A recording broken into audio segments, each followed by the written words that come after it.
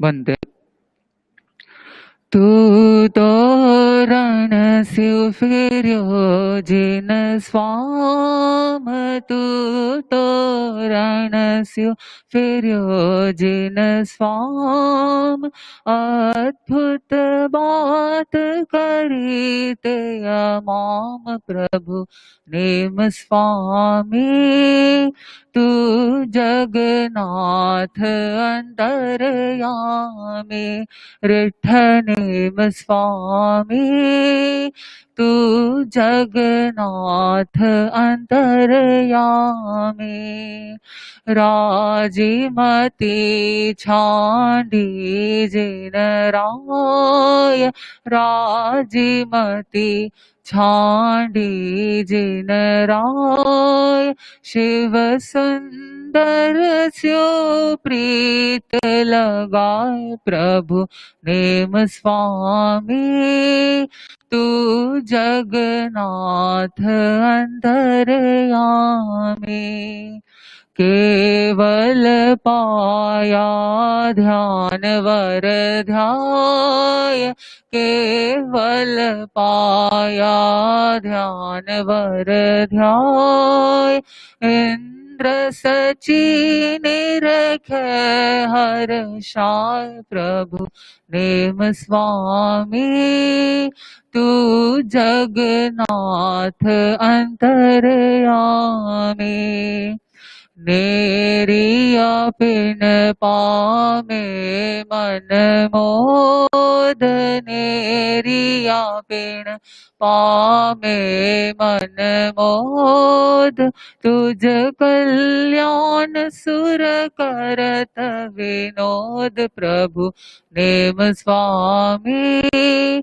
तू जगन्नाथ अंतरयामी, राग रहित शिव सुख स्यो प्रीत, राग रहित शिव सुख स्यो प्रीत, कर्म हणे बलि द्वेष रहित प्रभु नेम स्वामी। तू जगन्नाथ अंतरयामी, इचरजकारी थारो चरित, इचरजकारी थारो चरित, हो प्रणमो कर जोड़ी नीत प्रभु नेम स्वामी।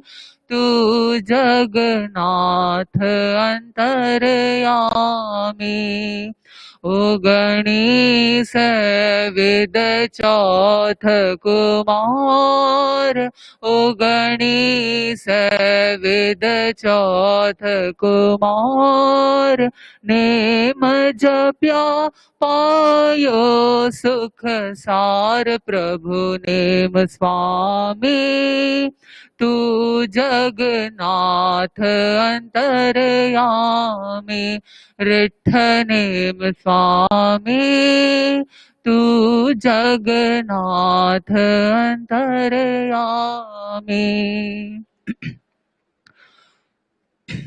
विश्व विख्यात ब्रह्मचारी भगवान अरिष्टनेमी।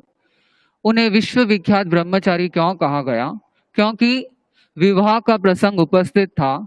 ऐसी परिस्थिति में विवाह ना करने का निश्चय कर उन्होंने अहिंसा ही नहीं, ब्रह्मचर्य के क्षेत्र में भी एक अद्भुत पाठ संसार के सम्मुख रखा।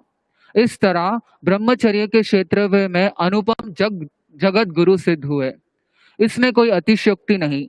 जैसे तपस्या के क्षेत्र में वर्धमान भगवान महावीर श्रेष्ठ तपस्वी माने जाते हैं, वैसे ही भोग त्याग के विषय में भगवान नेमिनाथ उत्कट त्यागी और ब्रह्मचरी माने जाते हैं।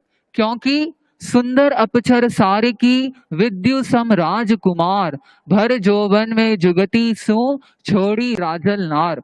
कि राजकुमार नेमिनाथ ने पूर्ण युवा अवस्था में युक्ति पूर्वक अप्सरा के समान सुंदर और विद्युत के समान तेजस्वनी राजुल कुमारी का परित्याग कर दिया। भगवान अरिष्टनेमी यमुना तट पर सौर्यपुर नाम का नगर, वहां के राजा समुद्र विजय, रानी का नाम शिवा देवी, उनके 4 पुत्र रत्नेमी, सत्यनेमी, दृढ़नेमी और अरिष्टनेमी। भगवान अरिष्टनेमी ने महान पुण्य कर्म का कर 20 स्थानकों की उपासना करके पिछले जन्म में तीर्थंकर गोत्र का बंधन किया और स्वर्ग में अपराजित नामक चौथे अनुत्तर विमान में वे देव बने। एक दिन इस महान पुण्य आत्मा का देव का आसन डोलने लगा। उन्होंने भविष्य के गर्भ में देखा, अरे मैं तो शीघ्र ही मनुष्य लोक में मनुष्य बनने वाला हूँ, शिवा देवी के गर्भ में मैं उत्पन्न होने वाला हूँ। उन्होंने वहां से ही माता शिवा देवी को प्रणाम किया। शिवा देवी अपने महलों में विश्राम कर रही थी। कार्तिक मास की कृष्ण त्रयोदशी की मध्य रात्रि में स्वर्ग से प्रयाण कर भाल रूप देवता की भव्य आत्मा शिवा देवी के गर्भ में अवतरित हो गई। 14 महास्वप्न, हाथी, सिंह आदि शिवा देवी को आते हैं, उड़ जाती है और जाकर नजदीक के कक्ष में राजा समुद्र विजय विश्राम कर रहे होते हैं। जैसे ही वह पहुंचती है, उनकी आहट से समुद्र विजय उठ जाते हैं। समुद्र विजय ने कहा, अरे शिवा, तुम मध्य रात्रि को यहाँ पर कैसे? तुम्हें कोई तकलीफ है, कोई पीड़ा है क्या? रानी ने समुद्र विजय को अपने पति को सब कुछ बताया, अपने शुभ सपनों के बारे में बताया।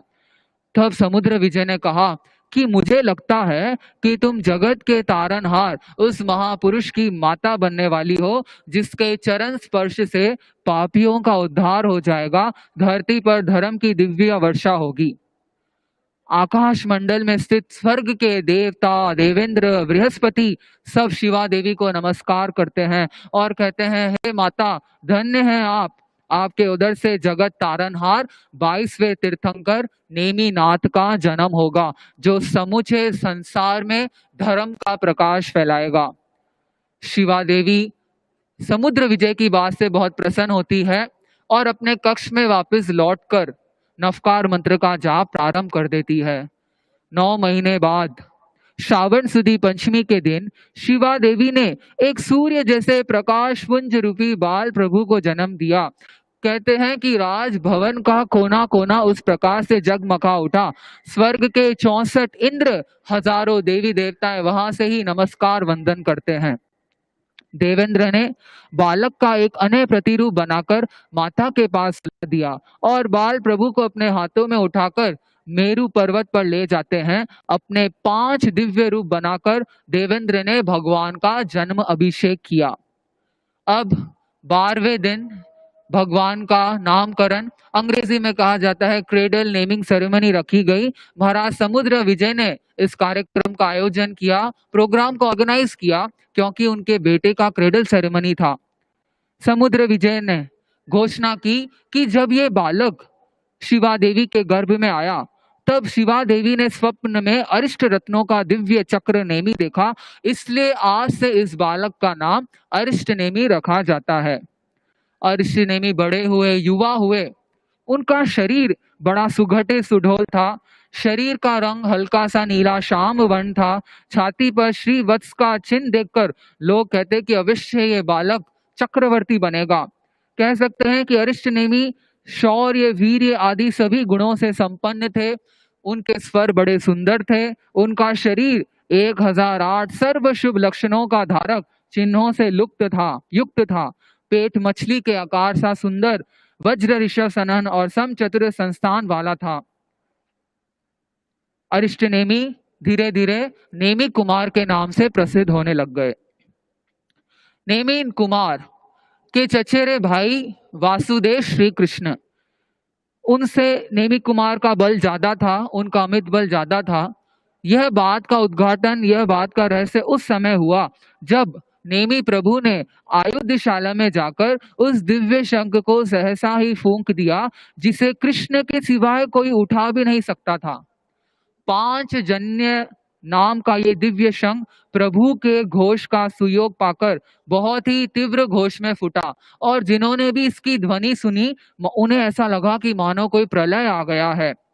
कृष्ण और बलभद्र आदि सभी यादव व द्वारिकावासी इस ध्वनि से विक्षुब्ध हो उठे। सबको मानो एक प्रकार से शौक लगा, क्योंकि यह शंख उठाना हर किसी के बस की बात नहीं थी। जब सारा रहस्य खुला, तब कृष्ण ने नेमिनाथ के इस अमित बल को दूसरी ओर मोड़ना चाहा। बल के बिखर जाने से भविष्य में कृष्णा की सत्ता हथियाने को नेमिनाथ की ओर से कोई अनिष्ट कदम ना उठ सके, यही सोचकर कृष्ण ने एक दिन मौका देखकर भगवान नेमी कुमार से कहा कि हमारे पूज्य जनों की इच्छा है कि वह आपका विवाह महोत्सव करे। इसलिए आपका ये कर्तव्य होता है कि आप अपने परिवार वालों की इच्छा को पूर्ण करें। नेमी कुमार ने कहा, भैया, क्या आप मुझे कारागार में बंद करना चाहते हैं? आपको पता है मैं संसार से विरक्त हूँ, मुझे दीक्षा लेनी है। कृष्ण ने कहा, ठीक है, तुम दीक्षा की बात कह रहे हो, तुम अभी थोड़े दिन संसार के सुखों को भोगो, फिर दीक्षा की बात कह देना। नेमिनाथ ने कहा, तात, जिसका मन भोगों में रुचि रखता है उसे ये संसार सुखमय लगता है, पर जिसका मन ये विरक्त हो जाता है वह इस संसार में नहीं रह पाता, क्योंकि वह भोग जहर के समान कड़वे होते हैं और संसार कारागार के समान उसे बंधन प्रतीत होता है। कृष्ण ने आगे कहा कि संसार की श्रेष्ठतम सुंदरी से तुम्हारा विवाह करूंगा, जिस प्रकार तुम संसार के सारे आनंद को भोग सको। नेमी कुमार ने आगे कहा, दो देहों का मिलन क्षणिक आनंद है, उसके बाद दीर्घ काल तक दुखदाई होता है। मैं तो उस मार्ग पर चलना चाहता हूँ जिसमें सदा आनंद ही आनंद है, जिसमें परम सुख है। कृष्ण ने सोचा कि छोटे भाई को मनाना सरल नहीं है, क्योंकि वह इस संसार से विरक्त है। चिंतन मनन करता है, विचार करते करते कृष्ण अपने महल में लौट जाता है। सत्यभामा, रुक्मणी आदि रानियों ने कृष्ण को टेंशन में देखा, सोचा कि कृष्ण आज टेंशन में क्यों है। तब कृष्ण से पूछा गया कि महाराज, why you are in tension. उस समय अंग्रेजी नहीं चलती थी, मैं थोड़ी अपनी सी शैली में बता रहा हूं। कृष्ण ने बताया कि जेष्ठ पिता समुद्र विजय जी आदि सबकी इच्छा है कि नेमी कुमार का विवाह हो, परंतु वह मान नहीं रहा। सत्यभामा ने आगे आके कहा, महाराज, don't worry, leave on us, अब हम पर छोड़ दो। मेरी छोटी बहन राजीमती का अद्भुत सौंदर्य, उसकी सुंदरता को देखकर नेमी कुमार शादी करने के लिए तैयार हो जाएंगे। फागुन का महीना, कृष्ण अपनी पत्नियों के साथ और साथ में नेमी कुमार भी जल क्रीड़ा करने के लिए जाते हैं। सरोवर का केसरिया जल पिचकारियों में भरकर भाभी, जो कृष्ण की पत्नियां थी वह नेमी कुमार की भाभी हुई, नेमी कुमार के ऊपर उछालने लगती है। भाभी जामवती और पद्मावती ने फूलों की गेंद बनाकर उन पर उछालना चालू किया। नेमी कुमार ने हंसते हुए कहा कि भाभी, बस रहने दो, रहने दो। जितने में भाभीियों ने कहा कि बहुत ही जल्द हमारी देवरानी आएगी जो हमारे देवर जी के साथ क्रीड़ा करेगी, उनको नहलाएगी। ऐसे कहते कहते नेमी कुमार को शर्म सी आ गई, शर्माने लग गए। तब नेमी कुमार को यों हंसते देख रानियों ने सोचा कि इन्होंने विवाह की स्वीकृति दे दी है, देवर जी विवाह के लिए तैयार हो गए हैं। नेमी कुमार, कृष्ण ने अब सोचा कि अब मैं श्रेष्ठ कन्या लाकर नेमी कुमार का विवाह करूंगा। अब कृष्ण ने विवाह का प्रस्ताव लेकर उग्रसेन के पास गया और कहा कि आपकी कन्या राजीमती का हाथ मैं मेरे छोटे भाई के लिए मांगने आया हूँ। उग्रसेन ने कहा कि इससे बड़ी बात मेरे लिए क्या होगी, लेकिन शर्त इतनी सी है कि नेमी कुमार को बारात लेकर हमारे दरवाजे पर आना पड़ेगा। अब सब बात राजीमंदी से हो गई। द्वारिका में विवाह की तैयारियां प्रारंभ हो गई। नेमी कुमार को सजाया गया, धजाया गया, औषधियों से स्नान कराया गया और अब चतुरंगी सेना तैयार की गई, विभिन्न वाद्य यंत्र तैयार किए गए। कृष्ण वासुदेव के गंधहस्ती पर नेमी को वरराजा बनाकर बैठाया गया, सिर पर उत्तम छत्र शोभित किया गया, दोनों ओर चंवर डोलाए जा रहे थे। उधर दूसरी ओर पहाड़ी पर विशाल राजभवन की छत पर अनेक महिलाओं से घिरी राजीमती सजी सजाई हाथ में वरमाला लिए नेमी कुमार का इंतजार कर रही थी, प्रतीक्षा कर रही थी। एक सखी ने राजीमती से कह दिया कि कहाँ तो हमारी गोरी गोरी राजकुमारी और कहाँ पे नीला श्याम वन राजकुमार। राजीमती ने बीच में टोका कि तुम्हें ऐसे नहीं कहना चाहिए, श्यामलता नहीं होती तो गोरेपन को कौन पूछता, काली कसौटी नहीं होती तो स्वर्ण की परीक्षा कैसे होती। सबने यही कहा कि जो प्रेम होता है तो दूषण भी भूषण लगता है। अब बारात विवाह मंडप के पास पहुंचती है। नेमी कुमार ने देखा कि अनेक प्रकार के पशु और पक्षी बंधे हुए हैं, आर्त पुकार क्रंदन कर रहे हैं। नेमी ने सारथी से पूछा, ये हजारों पशु पक्षियों को बंधन क्यों किया गया है, क्रंदन क्यों कर रहे हैं? इनकी आवाज से मुझे बहुत अजीब सा लग रहा है, मेरा हृदय दुखी हो रहा है। सारथी ने कहा कि प्रभु, ये बहुत भाग्यशाली हैं, आपके विवाह उत्सव में जो मेहमान आने वाले हैं उनकी दावत में इनका उपयोग किया जाएगा। नेमी कुमार स्तंभित रह गए। उन्होंने सोचा, मेरे निमित्त इन मुक्त प्राणियों का वध किया जाएगा, ये ऐसा नहीं हो सकता। देखो सारथी, उस हिरण की आंखों के आंसू देखो, मानो कि वह मुझे कह रहा है कि स्वामी, हमारी क्या गलती है, हमारा क्या अपराध है कि आप हमें मरवा रहे हैं। उनके करुण स्वर मेरे कानों में गूंज रहे हैं, हृदय द्रवित हो रहा है। सारथी ने कहा, महाराज चिंता मत कीजिए, ये तो इनका होनहार है। नेमी कुमार ने कहा, नहीं, तुम तुरंत जाकर उस बाड़ का दरवाजा खोलो। बाड़ का दरवाजा खुलते ही सारे जानवर भाग जाते हैं। नेमी कुमार उन्हें देखकर बहुत खुश होते हैं और अपना हार, कुंडल, आभूषण, हार उतारकर वह सारथी को संभाल देते हैं और इस संसार से विरक्त हो जाते हैं। और सारथी से कहते हैं कि रथ को द्वारिका की ओर वापस लौटा दो। विवाह किए बिना यह मूर्तें देखकर कृष्ण, समुद्र विजय, उग्रसेन आदि सभी को आग्रह करते हैं उनको शादी करने के लिए। पर प्रभु को शादी करनी ही कब थी? वह तो यादवों में बड़ी हुई विलासिता पर तीव्र प्रहार करने के लिए समुचित अवसर की तलाश में थे। अब द्वारिका पहुंचते हैं, दीक्षा की तैयारी चालू। 1 साल तक वर्षीदान किया। श्रावण सुदी छठ को दोपहर के बाद 1000 पुरुष वाहिनी उत्तराकुरु नामक शिविका में बैठकर रैवत गिरी पर रैवतक उद्यान में वह पहुंचे। अशोक पेड़ के नीचे पंचमुष्टि लोचन किया। बेले की तपस्या में उन्होंने दीक्षा स्वीकार करी। 1000 अन्य राजकुमार, श्रेष्ठी आदि व्यक्तियों ने भी नेमी कुमार के साथ दीक्षा ग्रहण की। देवराज इंद्र ने उनके स्वर्ण केशों को स्वर्ण पात्र में ग्रहण किया। एक देवदुष्य वस्त्र भेंट किया जिसे नेमी कुमार ने अपने कंधों पर रख लिया। दीक्षा के दिन ही उन्हें मन परव्य ज्ञान उत्पन्न हो गया। इसके बाद सौराष्ट्र में विविध क्षेत्रों में ध्यान आदि साधना करते हुए 54 दिनों के पश्चात वह पुनः उसे रैवतगिरी के शिखर पर पधारे। अशोक पेड़ के नीचे अत्यंत निर्मल ध्यान साधना में लीन होने पर नेमी कुमार को केवल ज्ञान की प्राप्ति हुई। उधर यह बात राजीमती को पता चलती है। उसे गहरा शौक लगता है। उस जैसे ही सहेलियों ने बताया कि नेमी कुमार ने वापस तोरन से वह वापस लौट चुके हैं, शादी नहीं करेंगे, तो मानो सहेलियों की बात से राजीमती को बहुत अवाक सा लगा, स्तब्ध हो गई। जैसे डॉक्टर ऑपरेशन करते हैं, उसके पहले एनेस्थेसिया का प्रयोग दिया जाता है, मरीज उस समय के लिए अवाक हो जाता है, स्तब्ध हो जाता है, मूर्छित हो जाता है। वैसे ही मानो कि राजीमती की सहेलियों के जो शब्द थे वह राजीमती के लिए मानो एनेस्थेसिया का प्रयोग सा हो गया, वह मूर्छित सी हो गई। फिर शीतल जल छिड़का गया, वह उठी और मन में मोह करने लग गई कि मेरे प्रभु मेरे बिना कैसे लौट गए, बारात कैसे लौट गई, आप मुझे प्रभु के पास ले जाओ, मैं उन्हें मना लूंगी। लौटती है, रास्ते में जाती है, जितने में अचानक सूचना मिलती है सखियों से कि राजुल, तेरे नाथ अब नाथ नहीं रहे हैं, वो तो त्रिलोकी के नाथ बन चुके हैं, क्योंकि उन्हें केवल ज्ञान की प्राप्ति हुई है। देख, सैकड़ों देवी देवता उनके केवल ज्ञान का महोत्सव मनाने जा रहे हैं। अंत में भगवान नेमी कुमार अपनी देशना देते हैं। अपना और राजीमती का 9 भवों की जो प्रीति जुड़ी हुई है उसके बारे में बताते हैं। क्योंकि कृष्ण ने पूछा कि आपने तो दीक्षा ले ली, आप तो केवल ज्ञानी बन गए, राजीमती तो आज भी आपके मोह में रो रही है, ऐसा क्यों? तब भगवान नेमी कुमार ने बताया कि ये प्रीत अभी से नहीं है, पिछले 9 भवों से राजीमती और मेरा रिश्ता रहा है। कभी मित्र के रूप में, कभी पति पत्नी के रूप में हमारा संबंध रहा है, इसलिए ये अनुराग है।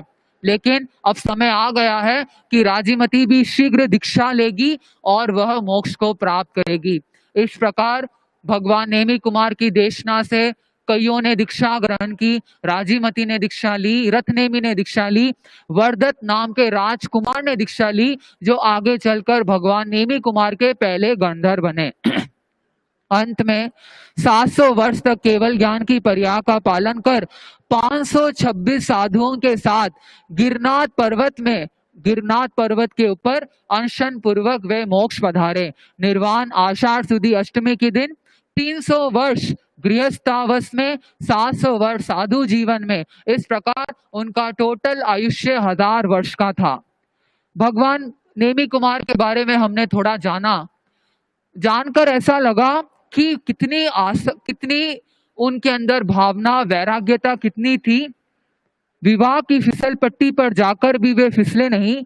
उनके विरक्ति गरम तवे पर पानी के छींटे जैसी नहीं थी कि सेकंडों में जलकर राख हो जाए। उनकी अनासक्ति दावा नल पर पुष्प कलावर्त मेघ के बरसने जैसी थी, जिसे अथाह धनराशि और देवोपम सौंदर्य भी नहीं डिगा सका। उन्होंने असली ज्ञान पाया, असली वैराग्य पाया। सुमेरी जैसु अडोल अकंप संकल्प था, जिसमें आगे संसार की रंगनियां हार गई, वह जीत गए और अनंत ज्ञानी बन गए। ऐसे अनंत ज्ञानी वैरागी विख्यात ब्रह्मचारी भगवान अरिष्ट नेमी को वंदन, शत शत नमन। इसी के साथ ओम अरहम।